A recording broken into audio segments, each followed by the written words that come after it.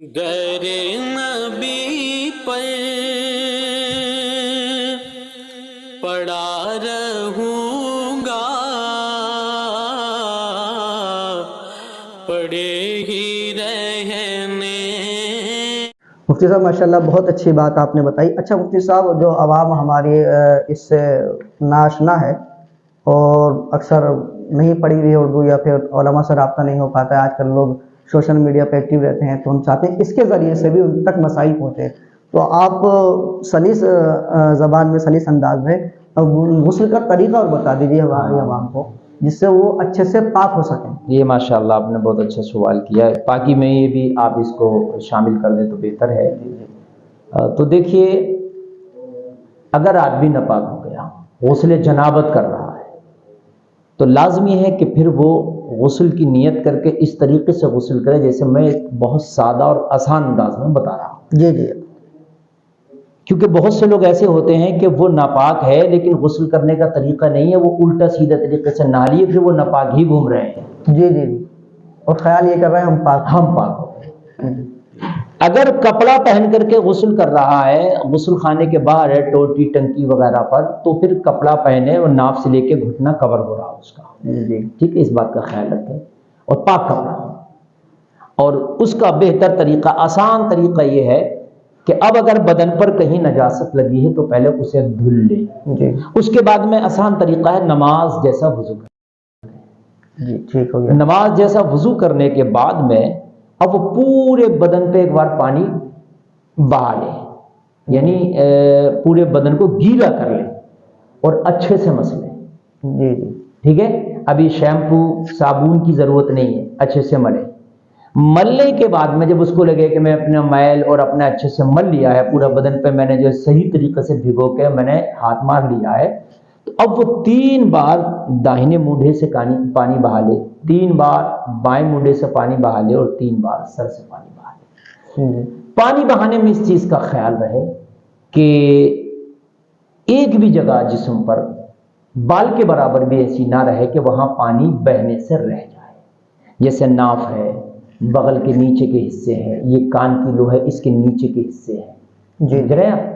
کسی کی گھڑے بانڈ ہے تو اس کے جڑوں تک پانی پہنچانا ہے، اور اگر جیسے خواتین ہیں ان کی چوٹی ہوتی ہے بہت زیادہ، جیسے وہ گھنی ہوتی ہے، تو اس کو کھول کر صحیح طریقے سے جڑوں تک پانی پہنچانا۔ حد یہ ہے کہ کلی کرنے میں بھی احتیاط کریں، کیونکہ کلی جو ہے غسل میں یہ فرض ہے، وضو میں تو سنت ہے لیکن غسل میں یہ فرض ہے، تو کلی بھی اتنے صحیح طریقے سے کریں کہ دانتوں کی جڑوں تک پانی پہنچ جائے۔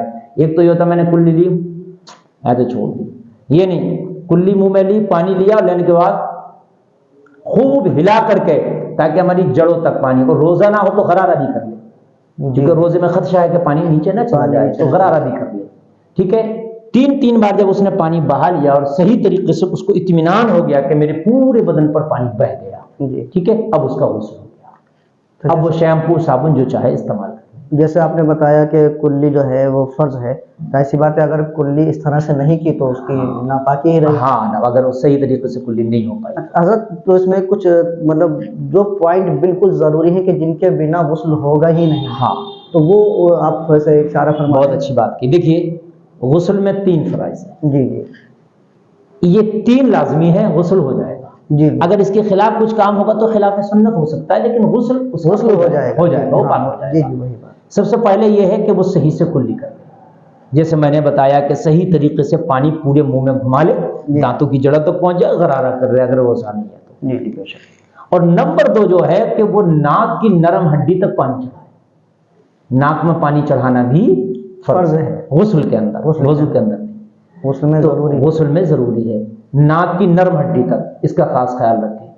ایسا نہیں کہ ہلکا سا لیا، نہیں، اس کا طریقہ یہ ہے کہ پانی ہم نے لیا اور ہلکے سے اوپر کو ہم چڑھائیں گے، سانس لیں گے ہلکے سے، جب ہم اوپر کھینچیں گے، زیادہ نہیں کہ دماغ تک پہنچ جائے، جب ہم ہلکا سے کھینچیں گے تو نرم ہڈی تک پہنچ جائے گا، پھر چھنگلی سے ناک صاف کر کے پھر 2 بار اور چڑھا لیں، ٹھیک ہے۔ اس کے بعد میں پورے بدن پر پانی بہانا، یہ فرض ہے۔ اب پورے بدن میں ہر حصہ آ گیا، سر سے لے کے پیر تک، اگر کسی انسان نے وضو نہیں کیا ہاں اور صرف 3 کلی اچھے سے کر لی اور ناک میں پانی چڑھا لیا اور سارے بدن پر پانی بہا لیا، گویا کہ اس کا غسل ہو گیا. غسل ہو گیا. سبحان اللہ سبحان اللہ. اور ایک بات یہاں پر اور میں بتا دوں آپ کو، جی جی جو اس نے غسل میں وضو کیا تھا، جی یہ وضو کا ہی معنی رکھتا ہے. اس سے نماز بھی پڑھی جا سکتی ہے، سبحان اللہ. تلاوت بھی کی جا سکتی ہے. الگ سے وضو کرنے کی کوئی ضرورت کوئی سبحان اللہ. بہت اچھی بات مفتی صاحب آپ نے یہ بتائی کہ اس میں الگ سے وضو کرنے کی کوئی ضرورت. جو اس نے غسل کے لیے وضو کیا تھا اسی سے وہ مستعمل ہے، اس کو جو ہے نماز ہو جائے. اچھا مفتی صاحب، یہ بس آخری بات، اور آپ تشریف لائیں، اب پتہ نہیں پھر کب موقع ملے گا. اللہ پاک آپ کو سلامت رکھے، اچھا رکھے. اچھا، آج کل ہم لوگوں میں ایک بیماری بہت چل رہی ہے.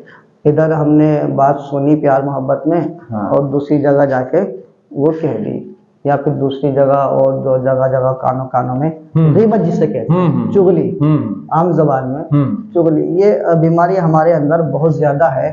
معاف کریں میری مائیں بہنیں، ان میں کچھ زیادہ ہے، تو اس پر تھوڑی سی روشنی ڈال دیں. بہت اچھا آپ نے یہ بھی سوال کیا، اور میں یہ سمجھتا ہوں دونوں سوال آپ نے اتنے تڑکتے بھڑکتے چپتے کیے ہیں. 90% نہیں، اس میں 95% لوگ مبتلا ہیں. جزاک اللہ. جی بے شک. دیکھیے، ناپاکی میں نے 90 کا آنکڑا بتایا تھا، اس میں 95% ہے. اور چغلی ایک ایسا گناہ ہے کہ جب تک اس سے معافی نہ مانگے جس کی چغلی کر بیٹھے ہو، جب تک اللہ بھی معاف نہیں کرتا. یہ حقوق العباد میں سے ہے. اللہ. یعنی آپ کے حج، روزے، زکوٰۃ، آپ کے اعمال صالحہ ایک طرف، لیکن آپ کسی کی چغلی کر بیٹھے تو جب تک اللہ معاف نہیں فرمائے گا جس کی ہے، چونکہ وہ اس کی ذات کے لیے کی ہے، وہ اس کا ذاتی حق تھا. اللہ. چغلی کے بارے میں بڑی وعیدیں آئی. اللہ کے رسول صلی اللہ تعالیٰ علیہ وسلم فرماتے ہیں، حدیث کا مفہوم ہے کہ چغلی کرنا ایسا ہے جیسے مرے ہوئے بھائی کا گوشت کھانا. اللہ اللہ. مرے ہوئے بھائی کا اللہ کے رسول نے فرمایا، تم میں کون پسند کرے گا اپنے مرے ہوئے بھائی کا گوشت کھانا؟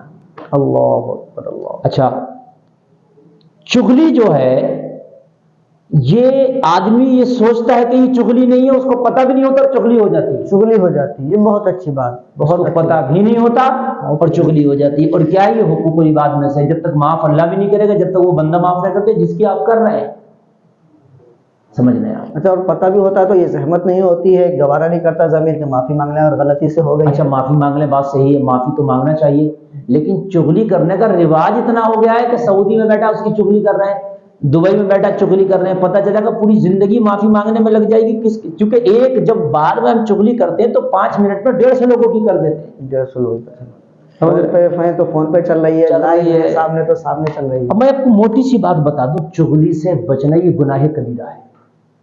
چغلی گناہ کبیرہ ہے، اللہ اکبر، حرام ہے. ٹھیک ہے، اس سے بچنا لازمی ہے. بے شک. چغلی کریں دعا قبول نہیں ہوگی. گناہ کبیرہ کا آپ ارتکاب کر رہے ہیں تو کیسے ہوگی؟ کیسے؟ فاسق و فاجر ہے آدمی اس کا کرنے والا، شلم کھلا چغلی کر رہا ہے. تو اس سے بچنے کا طریقہ یہ ہے کہ پہلے تو یہ پتہ چلے چغلی ہے کیا. جی ابھی تو بتائیں گے. اب موٹی موٹی باتوں کا پتہ ہے، ہم اس سے بچ گئے، لیکن جو اور باتیں ان کا ہمیں پتہ نہیں ہے تو ہم پھر وہ کر بیٹھے. تک اس کی پریبھاشا ڈیفینیشن پتہ چلے کہ چغلی ہے کیا، تبھی نہ اس سے بچیں گے. تو چغلی سے، اچھا ہماری ماں بہن آپ نے صحیح فرمایا، اس میں زیادہ ملوث ہیں. وہ تو اگر میت میں بھی کہیں بیٹھی ہے نا تو وہاں بھی کہیں نہ کہیں اپنی چغلی کے شوشے چھوڑ دیتی ہے. چغلی ہر وہ چیز ہے کہ جس کے بارے میں آپ ذکر کر رہے ہیں، جی، جس کے بارے میں آپ ذکر کر رہے ہیں وہ برائی اس کے اندر موجود ہے. اگر برائی نہیں اور آپ پھر اس کے لیے کہہ رہے تو یہ بہتان ہو گیا. اللہ، یہ کیا ہو گیا؟ یہ بہتان ہو گیا. اور اس کی سزا یہ ہے کہ اللہ جہنم میں ڈالے گا بہتان کرنے والے کو، بہتان لگانے والے کو. اور جب تک جہنم میں ڈالے رہے گا جو الزام لگایا ہے جب تک وہ ثابت نہ کرتے. اللہ اکبر. جس پر الزام لگایا گیا ہے، بہتان تراشی کی ہے، جب تک وہ ثابت نہ کر دے اسے. چغلی وہ ہے کہ اس کے اندر وہ برائی ہو وہ تو آپ برائی ہے اور وہ آپ بیان کر رہے ہیں. اور اگر وہ برائی نہیں ہے تو یہ بہتان اپنی طرف سے آپ لگا کر یہ بہتان ہے. اللہ اللہ. اور اس کی سزا کیا ہے کہ آپ کو اللہ جب تک جہنم میں ڈالے گا جب تک آپ اس کو ثابت نہ کر دیں. اللہ اکبر. ٹھیک ہے، اب وہ ہے ہی نہیں تو ثابت کہاں سے کریں گے. دوسری چیز چغلی کیا ہے بھی، کیسے بچے؟ بہتان تو ایک میں نے ایک بات میں بات نپٹا دی میں نے کہ اس کے اندر تھی نہیں، ہم نے بیان کیا بہتان. اب چغلی میں کیا کیا آتا ہے، جی جی، ہم کیسے بچیں گے؟ تو یہ بھی میں آج آپ کو ایک لفظ میں بات بتا دوں. جی جی، ارشاد فرمائیں. ہر وہ چیز جس کے بارے میں ہم بیان کر رہے ہیں وہ برائی اس کے اندر ہے.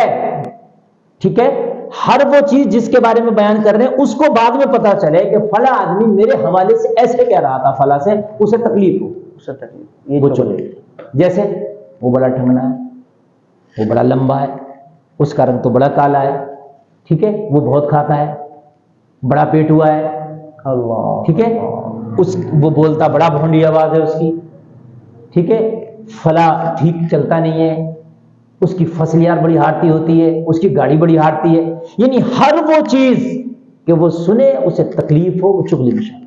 مفتی صاحب آپ تو 95% کہہ رہا ہے، میں سمجھتا ہوں یہ تو 99% 99% ہوتا ہے، کتنا یہ قبیح عمل ہے اور اس سے لوگ بچ نہیں پاتے۔ اس لیے ہر وہ چیز جو آپ کو لگے کہ اس کو تکلیف کا باعث بنے گا وہ آپ نے کہیں گے۔ وہ جو بات آپ نے ارشاد فرمائی تھی کہ لوگوں کو احساس ہی نہیں ہے کہ یہ چغلی ہے، چغلی احساس نہیں کر رہے ہیں، ایسا ہوتا رہتا ہے آپ دیکھ رہے ہیں، ہنسی میں مذاق میں، اور اسلام میں ہنسی مذاق کی تو گنجائش ہی نہیں ہے۔ کسی نے اگر ہنسی میں طلاق دے دیا تو بھائی ہو گیا، چغلی ہنسی میں کر دی بھائی ہو گئی، اب تم کو مذاق کر رہے ہو، اللہ کے یہاں مذاق ہے ہی نہیں۔ مذاق ہے، بے شک۔ اللہ سلامت رکھے۔ اچھے آپ کے یہ سوال تھے، بہت اچھے مفتی صاحب، بہت شکریہ، جزاک اللہ۔ چلیے ماشاء اللہ، آپ کا شکریہ، آپ تشریف لائے۔ ناظرین، یہ تھے حضرت مفتی گلفام رضا صاحب قبلہ۔ آپ بتائیں آپ کو پروگرام کیسا لگا ہمارا، اور اگر آپ کا کوئی مسئلہ درپیش ہے تو کمنٹ باکس میں ہمیں لکھ دیں، انشاءاللہ اس کا تسلی بخش جواب دینے کی پوری کوشش کریں گے۔ چلیے اجازت دیجیے، ملتا ہوں نیکسٹ ویڈیو میں، اللہ حافظ۔